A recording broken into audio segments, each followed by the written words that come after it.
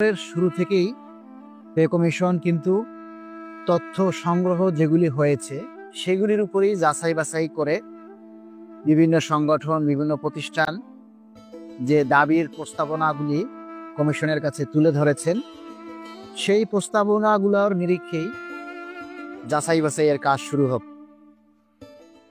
তবে এই মুহূর্তে পে কমিশনের কাছে আমাদের একটাই দাবি, প্রিয় পে কমিশনের চেয়ারম্যান মহোদয় স্যার, আপনার প্রতি আকুল আবেদন বাংলাদেশের সকল সরকারি কর্মচারীদের পক্ষ থেকে যে আপনারা খুব অল্প সময়ের মধ্যে এই তথ্যপত্র যেগুলি আপনারা পেয়েছেন, প্রস্তাবনা দাবির কথাগুলি আপনারা পেয়েছেন, সেগুলি সব যাচাই বাছাই করে নভেম্বরের মধ্যেই আপনারা রিপোর্ট জমা দিন।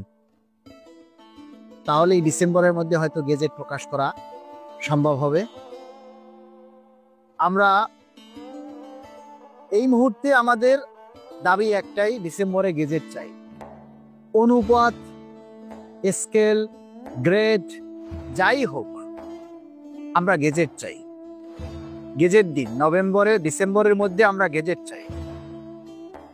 কারণ সরকারি কর্মচারীরা দীর্ঘদিন থেকে দীর্ঘ 11টা বছর, 10 বছর পার হয়ে 11 বছরে আমরা পদার্পণ করেছি। এই 11টা বছর আমাদের কর্মচারীরা অভুক্ত অবস্থায় আছে। কর্মচারীরা ঠিকমতো চলতে পারতেছে না, তাদের ছেলে মেয়ের ঠিকমতো ভালো স্কুল কলেজে লেখাপড়া করাতে পারতেছে না, পরিবারের ভরণ পোষণ ঠিকমতো করতে পারতেছে না, বৃদ্ধ বাবা মায়ের প্রতি যে সেবাটা দেয়া দরকার সেটা কর্মচারীরা দিতে পারতেছে না। অনেক আত্মীয় স্বজন আছে যাদেরকে বোঝানো যায় না যে সরকারি চাকরি করলেও আমরা কতটা কষ্টে আছি। অনেক আত্মীয় স্বজনই বোঝে না, তারা উল্টা ট্রিক্স করে যে কি চাকরি করো তোমরা, সরকারি চাকরি করো, তোমরা যদি একটা মেহমান খাওয়াতে না পারো, একটা কাজ করতে না পারো। কিন্তু তাদেরকে আসলে কেউ বোঝাতে পারতেছে না যে সরকারি চাকরি করলেও সরকারি চাকরির বেতন আজকাল গার্মেন্টসের চাইতেও কম। এই কথাটা বলতেও লজ্জা লাগে যে একজন সরকারি কর্মচারীর বেতন আজকে গার্মেন্টসের চাকরিজীবীর চাইতেও অনেক কম। আজকে সবাই যে একেবারে খারাপ অবস্থানে আছে বিষয়টা তেমনও না। যারা ভালো আছে তারা বেশিরভাগই উপরের গ্রেডের লোকজন, কিন্তু 11 থেকে 20তম গ্রেডের মধ্যে যারা আছেন তারা কেউ ভালো নেই।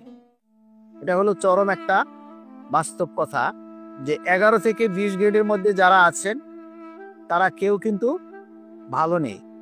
আমার অনেক সহকর্মী আছে, তারা বলে যে ভাই, বিয়ে করতে পারতেছি না, যে বেতন পাই 15-16 হাজার টাকা, 20,000 টাকা, বিয়ে করলেই তো একটা বাসা ভাড়া নিতে হবে। এখন আমি একটা মেসে থাকি, 1,000 টাকা ভাড়া দিয়ে চলে যায়, কিন্তু বিয়ে করতে গেলেই তো আমাকে 10 থেকে 15,000 টাকা একটা বাসা ভাড়া নিতে হবে। একজন খাওয়ানোর লোক বাড়বে, তার কাপড় চোপড় বাড়বে, তার ভরণ পোষণের সকল জিনিসগুলি বাড়বে, কি দিয়ে সংকলন করব? আমরা পে কমিশনের কাছে একটা তথ্য উপস্থাপন করেছি যে একজন কর্মচারী যদি 6 সদস্য বিশিষ্ট পরিবার নিয়ে শুধু ডাল আলুর ভর্তা খায়, 30 দিন একই খাবার খায়, তাহলেও তার মাসে 27,000 টাকা লাগে শুধু খাওয়ার জন্য। তারপরে তার বাসা ভাড়া, তারপরে তার যদি 2টা ছেলে মেয়ে স্কুলে পড়াশোনা করে তাদের স্কুলের বেতন, বই, কাগজ কলম, খাতা, তারপরে স্কুলে অফিসে আসা যাওয়ার ভাড়া, অফিসে গিয়ে নাস্তা খাওয়া, জামা কাপড়, সাংসারিক যে জিনিসপত্র, নিত্যপণ্য যে জিনিস, প্রতিটা মানুষেরই কিছু না কিছু মেডিসিন লাগে, অন্তত গ্যাস্ট্রিকের ওষুধ, এটা সেটা এগুলি লাগে। যদি তার বাবা মা বেঁচে থাকে তাহলে তাদের চিকিৎসার জন্য অন্তত মাসে তাদের একজনের চিকিৎসা করাতে হয়। এই যে একটা প্রয়োজন, যেটা সব মিলিয়ে যদি আমরা ন্যূনতম খরচে ধরি, তারপরও দেখা যায় 60 থেকে 70 হাজার টাকা চলে আসে। অনেক কর্মচারী জিপিএফ থেকে, প্রভিডেন্ট ফান্ড থেকে একাধিকবার লোন গ্রহণ করেছে, অনেকে রেলওয়ে থেকে সিসিএস লোন গ্রহণ করেছে, অনেকে ব্যাংক থেকে লোন নিয়েছে। কিচ্ছু করার নেই, চলতে তো হবে। অনেক কর্মচারীরা আছে তারা মুখ লুকিয়ে, মুখে গামছা বেঁধে, রুমাল বেঁধে, মাস্ক পরে সন্ধ্যার পরে অটোরিকশা চালায়। অনেক কর্মচারী আছে বন্ধের দিন বাইকে ট্রাভেল করে, বাইক রাইড করে। অনেকে আছে যারা রাস্তার পাশে চা বিক্রি করে, বন্ধের দিন কিংবা অফিসের পরে এসে বাড়তি কাজ করে। একজন সরকারি কর্মচারী যদি এই কাজগুলি করতে হয়, এই লজ্জাগুলি আমরা কোথায় রাখি আপনারা বলেন? এর মধ্যে আমরা যে নভেম্বর মাসটা শুধু আমরা অপেক্ষা করব, নভেম্বর মাসটা আমরা দেখব, নভেম্বরের 30 তারিখ পর্যন্ত আমরা ওয়েট করব। এর ভিতরে যদি কমিশন রিপোর্ট জমা না দেয়, তাহলে ডিসেম্বর থেকেই আমরা রাজপথে নামতে বাধ্য হব। কিন্তু বিশ্বাস করেন, আমরা রাজপথে নামতে চাই না, রাজপথে নেমে আন্দোলন করতে চাই না। কারণ আমরা প্রজাতন্ত্রের কর্মচারী, সুশৃঙ্খল জাতি, আমরা কখনোই সরকারকে বিভ্রান্ত অবস্থায় ফেলতে চাই না। কিন্তু সরকার যদি বাধ্য করে কর্মচারীদেরকে রাস্তায় নামতে, তাহলে তো কিছু করার নেই না। আপনারা যে যেখানে আছেন সেখান থেকে যদি আন্দোলনের ডাক দেয়া হয়, তাহলে আপনারা এমপিওভুক্ত শিক্ষকরা যেভাবে জড়ো হয়েছে, যেভাবে রাস্তায় নেমে এসেছে, সেভাবে নারী পুরুষ সবাইকে একসাথে এই দাবি বাস্তবায়নের জন্য রাস্তায় নেমে আসতে হবে। যদি আপনারা মনে করেন যে না, আমি না গেলেও চলবে, তাহলে ভুল করবে।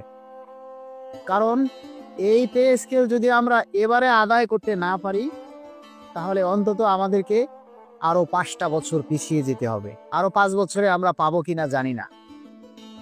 আমার কাছে বিভিন্ন ডিফেন্সের বিভিন্ন সদস্যরা, বিশেষ করে সেনাবাহিনী, নৌবাহিনী, বিমান বাহিনী, বিজিবি, পুলিশ সদস্য অনেকেই আছেন যারা মেসেজ করে তাদের দুঃখ কষ্টের কথা জানায় যে একজন সৈনিক, তার চাকরির বয়স 10 বছর না হলে সে রেশন পায় না, সে বিয়ে না করলে রেশন পায় না।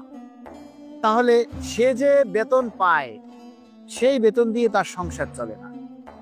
তারা পরিবার ফেলে, সবকিছু ফেলে গ্রাঁকে পড়ে থাকে, বিভিন্ন জায়গায় গিয়ে রাত দিন তারা পরিশ্রম করে, 6 মাসেও একবার পরিবারের কাছে যেতে পারে না। যে চাকরি করে সম্মান থাকে না, যে চাকরি করে সম্মানজনক ভাবে বেঁচে থাকা যায় না, সেই চাকরি দিয়ে কি হবে? তাই আগামী নভেম্বরে যদি বাংলাদেশ সরকারি কর্মচারী কল্যাণ ফেডারেশন এবং সচিবালয় সংযুক্ত পরিষদের মাধ্যমে তাদের ডাকে আপনাদেরকে আহ্বান করা হয়, তাহলে আপনারা কোনো কার্পণ্য না করে আপনারা সেই আন্দোলন সংগ্রামে